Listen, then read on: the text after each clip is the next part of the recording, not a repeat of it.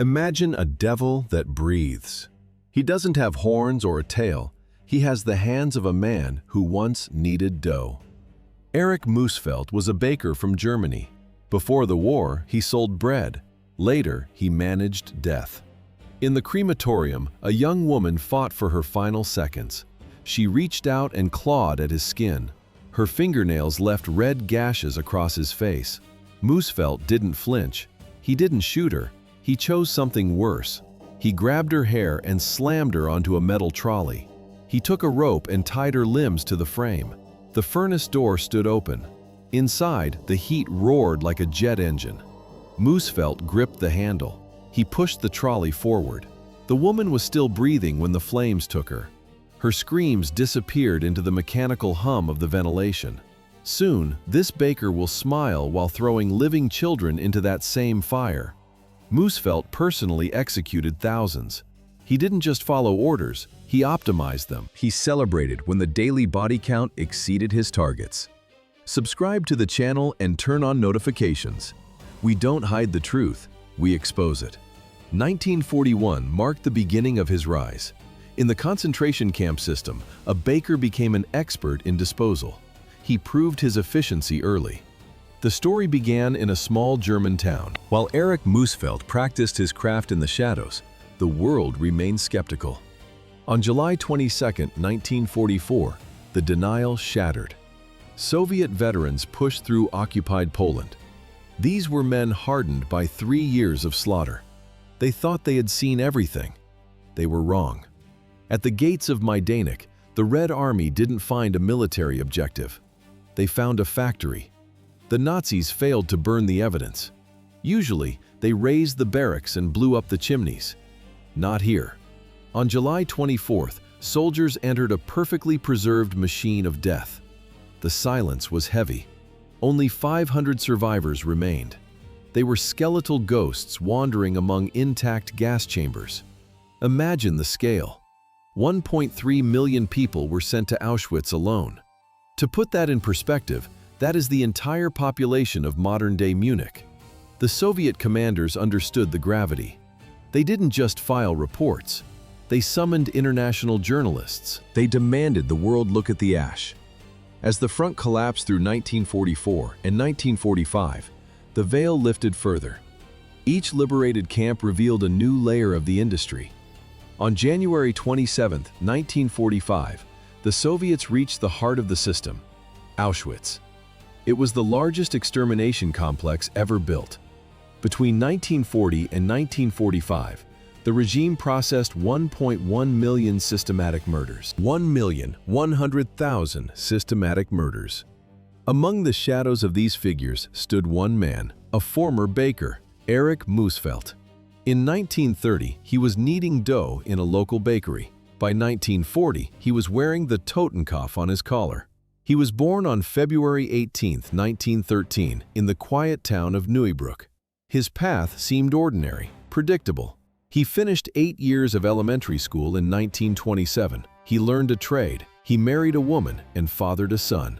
He was a face in the crowd, a simple working-class German living a simple life. But the air in Germany was changing.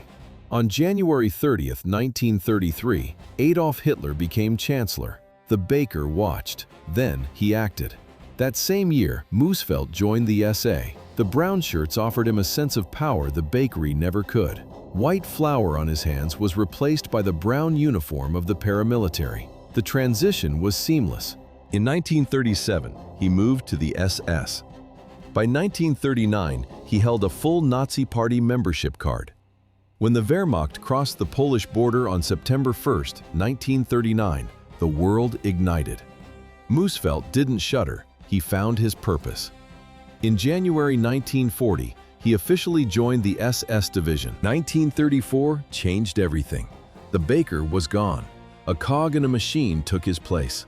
How do you kill pity in a human being?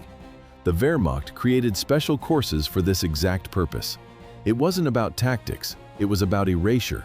In January 1940, Musfeldt entered a different world. He joined the SS Totenkopf division, the Death's Head. These men weren't frontline soldiers, they were specialists in terror. The process was mechanical. First, the uniform, then the identity. Look at their collars, a skull and crossed bones. This silver emblem meant one thing: you no longer belong to the world of the living, you belong to the camps. The training was a factory for sociopaths. Instructors stripped away compassion like old paint. They taught a single lesson: prisoners are not people. They are enemies of the state. They are biological waste. By 1934, the system was already operational. These units became the primary architects of the final solution. Systematic genocide required more than hate. It required a cold, technical efficiency. The former baker from Newbrook wasn't alone. The Totenkopf division eventually numbered thousands of former bakers and former clerks. Muhsfeldt didn't just join a unit. He found his home among the devils. Training was over. In August 1940, Muhsfeldt arrived at Auschwitz to begin his practice. He started as a block leader. He managed prisoner work details, but the true descent began later. In November 1941, the SS transferred him to Majdanek. It was a promotion. Shower rooms were grotesquely reconfigured into killing centers. This was the new architecture of the Reich. Muhsfeldt took his seat as chief of the crematorium. He commanded the unit responsible for burning the evidence. For the SS, he was an effective manager. For tens of thousands, he was the end. In the winter of 1941, the mechanics changed. Camp authorities introduced Zyklon B. Do you know how it worked? The pellets hissed as they touched the air. The sound of shifting gravel preceded the screaming. By October 1942, mass murder became a routine schedule. Majdanek operated 3 gas chambers simultaneously to accelerate the process. Efficiency was the only metric that mattered. Most victims arrived as forced laborers. They worked until they broke. If they became too weak, they went to the showers. Others never reached the gas. They died from starvation, typhus, or a bullet in a ditch. Muhsfeldt watched the smoke. He didn't see tragedy. He saw a career path made of ash. The promotion to crematorium chief gave Erich Musfeldt more than a steady salary. It gave him an outlet for a growing personal hunger. A prisoner smiled at a wagon driver. It was a reflex, a moment of humanity. For Muhsfeldt, it was a death sentence. He stepped forward and drove a fist into the man's jaw. The prisoner hit the dirt. Muhsfeldt didn't stop. He kicked the ribs. He kicked the face. 3 teeth shattered against the gravel. He didn't need orders. He needed the sound of wood hitting bone. Muhsfeldt prowled the camp stinking of schnapps. He carried a thick wooden truncheon like a scepter. He beat men unconscious because he could. During one assault, a victim collapsed at his feet. Muhsfeldt didn't reach for his holster. He grabbed a shovel. He drove the wooden handle straight into the man's throat, a shovel handle protruding from a gasping windpipe. Muhsfeldt simply walked away. Psychological terror became his signature. He liked the anticipation. He would pick a prisoner at random and lean in close. He whispered the same promise every time. "I'm going to get you soon. I'm going to burn you alive." He made good on those promises regularly.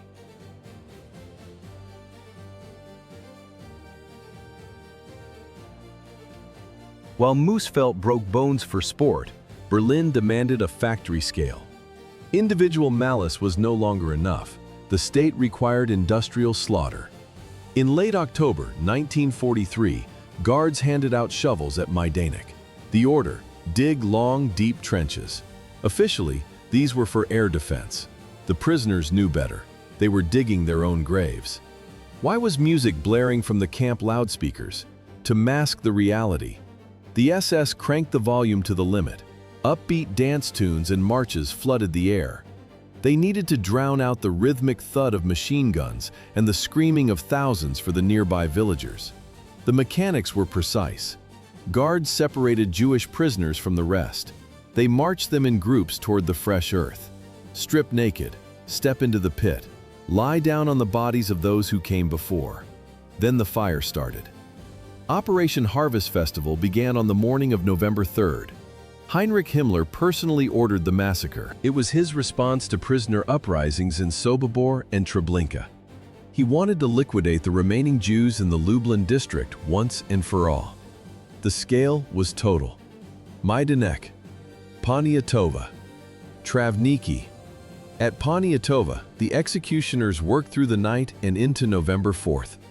The music never stopped. Neither did the barrels of the MG-42. 43,000 corpses in 48 hours. Imagine the population of a small European city erased in 2 days.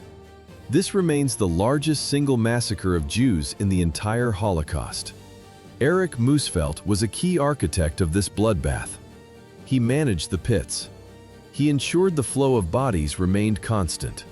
When the ammunition finally ran out, his reputation as a master of the final solution was cemented. The mass graves were full, the trenches were covered with soil, but Musfeldt preferred the personal touch. The gas was expensive. Berlin demanded efficiency, not just numbers. For Musfeldt, saving a canister of Zyklon B was a point of pride. It was professional thrift. A Polish woman stood before him. She was 27 years old. She knew the schedule, she knew the smoke. When the guards moved in, she didn't pray, she fought. Her nails tore across Musfeldt's cheek, leaving red furrows in the skin. She screamed a single question: "Why must I die?" Musfeldt wiped the blood from his face. His voice remained flat. "You will be burned alive." The guards moved with practiced mechanical speed. They bound her hands, they lashed her feet. They strapped her to the metal trolley used for sliding cold corpses into the furnace. The iron was already hot. The woman was fully conscious when the rollers hissed. One shove. The heavy steel door slammed shut. The roaring flames took her. Outside, the line never ended. Inmates stood in silence near the crematorium walls. They looked at the heavy iron hooks mounted in the brickwork. If the natural death rate dropped, the guards checked the ranks. They needed to maintain the daily statistics. They chose the weakest. They hanged them on the hooks like meat in a cold room. Musfeldt found the work monotonous. He looked for variety. He found it in the children. Survivor Jerzy Lang watched from the shadows of the yard. He saw Musfeldt walking toward the crematorium. The SS man looked like a merchant. He carried 2 small Jewish children in each hand. He walked calmly. He didn't look back. The heavy roar of a truck engine filled the courtyard. The driver kept it idling, vibrating the ground. It was the same vehicle used to haul overflow bodies to the forest. The noise was intentional. It drowned out the screams. It masked the sharp cracks of the pistol. He stepped back out alone. He had entered the building with 4 lives. He left with none. Success in Majdanek earned him a promotion. In May 1944, the SS High Command transferred Musfeldt to the epicenter of the Holocaust, Auschwitz-Birkenau. This was not just a camp. It was a logistical machine for mass death. The complex sprawled across more than 40 subcamps, but Birkenau was the engine. Musfeldt became a top manager of the liquidation process. His primary task, the industrial slaughter of hundreds of thousands of Hungarian Jews. Industrial scale met personal sadism. While the chimneys smoked continuously, Musfeldt patrolled the crematoria. Survivors watched him work. He used a whip to strike prisoners across the back. His subordinates used metal rods to beat women to death. Through the ash and screams, witnesses noticed one constant detail. Musfeldt was smiling. The system demanded efficiency. The man demanded suffering. In one instance, a group of Jewish boys from the Warsaw Ghetto arrived without their parents. During roll call, terror broke them. The children scattered, screaming, running between the barracks. Musfeldt watched the hunt. Once the guards rounded up every child, he gave the order. He sent every boy from the Warsaw Ghetto directly into the gas. In the middle of the burning pits of Birkenau, the most absurd medical consultation in history took place. Erich Musfeldt had just finished a routine session. 80 prisoners, 80 shots to the back of the head. Afterward, he walked into the medical block. He sat across from Dr. Miklos Niesli, a Hungarian Jewish prisoner. The air in the room likely smelled of medicinal alcohol and the heavy, metallic scent of the nearby crematoriums. Musfeldt had a complaint: high blood pressure. Niesli checked the commander's pulse. He tentatively asked if the stress of killing 80 people in one afternoon had caused the spike. Musfeldt exploded. He shouted that numbers meant nothing to him. 1 inmate or 80, it was all the same. If his blood pressure was high, he blamed the schnapps. He didn't see victims, he saw a workload. In August 1944, a 16-year-old girl was pulled from the gas chamber. She was breathing. It was a miracle that defied the chemistry of Zyklon B. Nicely begged for her life. He asked for a single exception in a sea of corpses. Muhsfeldt refused. To finish the job, he stepped forward and shot the girl in the back of the neck himself. By the end of the month, the SS High Command issued new orders. Muhsfeldt left the ovens of Auschwitz for a transfer to the front lines. The furnaces of Auschwitz began to cool in August 1944. But for Erich Musfeldt, the war was just entering a new, more chaotic phase. Orders arrived for a transfer to the front. He traded the gas chambers for the mud of the Hungarian plains. Combat operations did not suit the executioner. He sustained injuries during the fighting and retreated with the collapsing Wehrmacht. By early April 1945, Muhsfeldt appeared at the gates of Flossenbürg concentration camp. The camp was a factory of despair. Prisoners threw themselves against high-voltage wires to end the agony. SS guards spent their afternoons administering public whippings and forcing starving men into roll calls that lasted for hours under the freezing rain. The front lines moved closer. Chaos erupted. In mid-April, the SS ordered the total evacuation of Flossenbürg. Thousands of prisoners began a death march toward the south. The rhythm of the march was set by the crunch of frozen snow and the heavy, ragged breathing of the dying. A prisoner stumbled. His legs gave out. Muhsfeldt did not hesitate. He drew his Walther and fired a single shot into the man's neck. Then he moved to the next. One witness later testified that Muhsfeldt personally executed dozens of exhausted prisoners during the retreat. He was cleaning up the evidence one bullet at a time. For these services, for the mass murders, the torture, and the burning of thousands of living human beings, the Third Reich gave him a reward. Erich Musfeldt received the War Merit Cross Second Class. It was the same bronze medal awarded to frontline doctors for saving lives under fire. He wore the cross on his chest as the Reich crumbled. But the medal could not protect him from the advancing tide. In the final days of the war, Allied forces captured Erich Musfeldt. A cell in an American military prison seemed like a sanctuary in January 1947. The sentence was life. Musfeldt was alive, but Poland remembered its butcher. They demanded extradition. They wanted the man who managed the fire. The Supreme National Tribunal opened in Krakow on November 24, 1947. The scale was immense. Yet the numbers told a darker story. 40 defendants sat in the dock. 40 former Auschwitz staff members, including the commandant Arthur Liebehenschel. Did he think the SS uniform would protect him forever? It didn't. Just 2 years after the liberation, he stood before the very people he had promised to erase. Look at the room.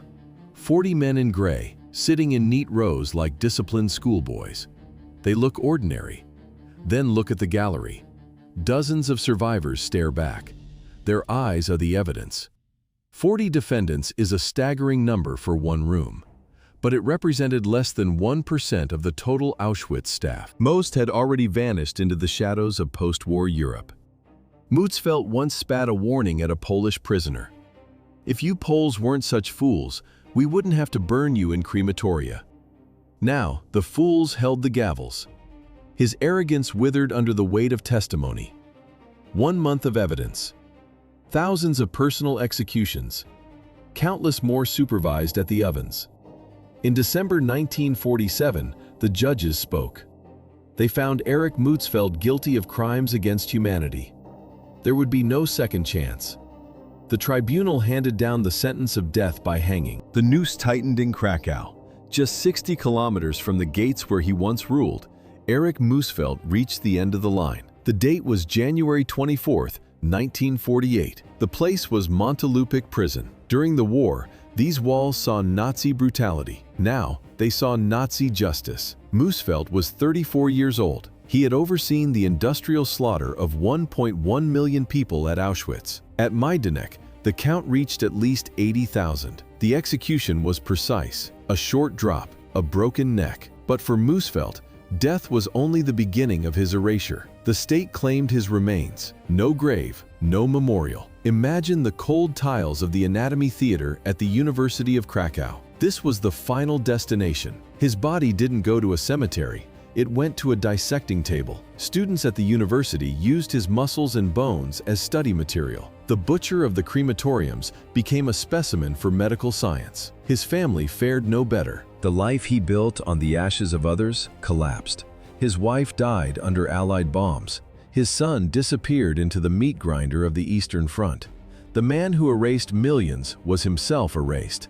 Not a single person came to claim the body. There were no tears. Erich Musfeldt was a baker. He spent his mornings kneading dough and feeding his neighbors. A simple man with a simple trade. But by 1944, the baker had become a butcher. The hands that once made bread now threw living children into the furnaces of Majdanek. He wasn't born a monster. He chose it.